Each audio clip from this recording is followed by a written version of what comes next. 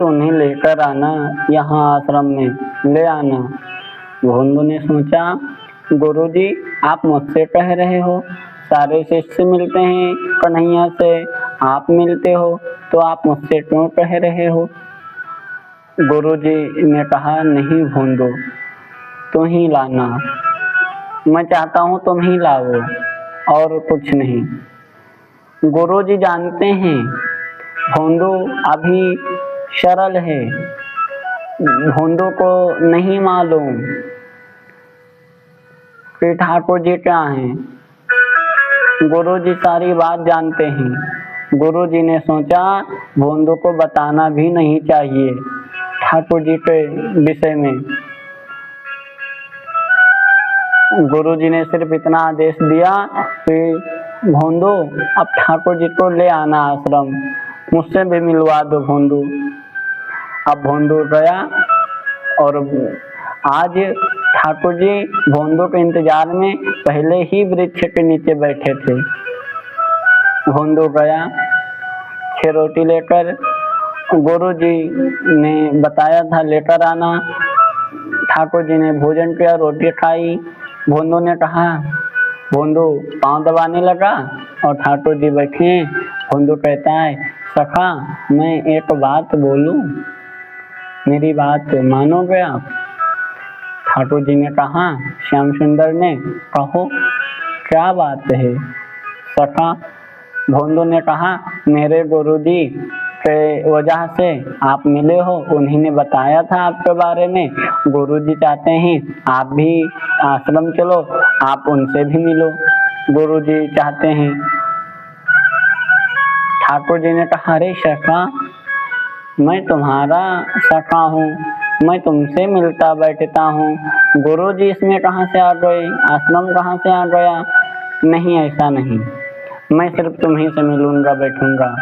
और जैसे इतना कन्हैया ने, श्याम सुंदर ने कहा, भोंदू गुस्सा हो गया।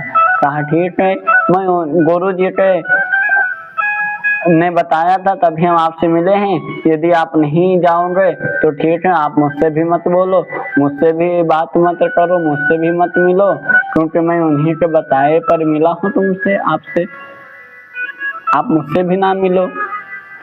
भोंदू गुस्सा हो गया और कहा कि आप मेरे कोई चीज से कोई चीज ना छो, क्योंकि वो सब उन्हीं का दिया हुआ है।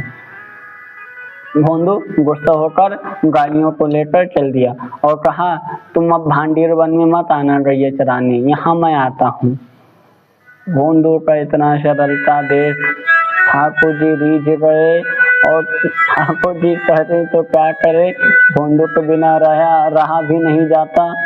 अब भोंदू, ठाकुर जी सोचे अभी लौट आएगा, भोंदू ने अपने गैया को हाँक लिया और चल दिया।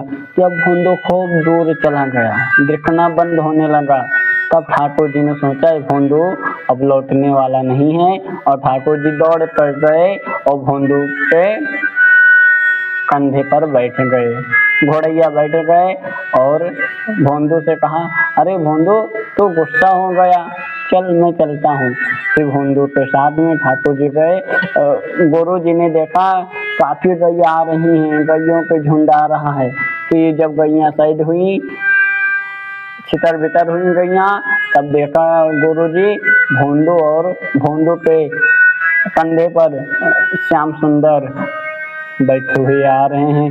गुरुजी के आंखों से अश्रु बहने लगा और गुरुजी मूर्छित हो गए। मूर्छा खुलने पर जब गुरुजी देखे श्याम सुंदर और भोंदू, गुरुजी श्याम सुंदर के चरणों से लिपट गए और भोंदू के चरणों से लिपटने पर कहने लगे, भोंदू आज मैं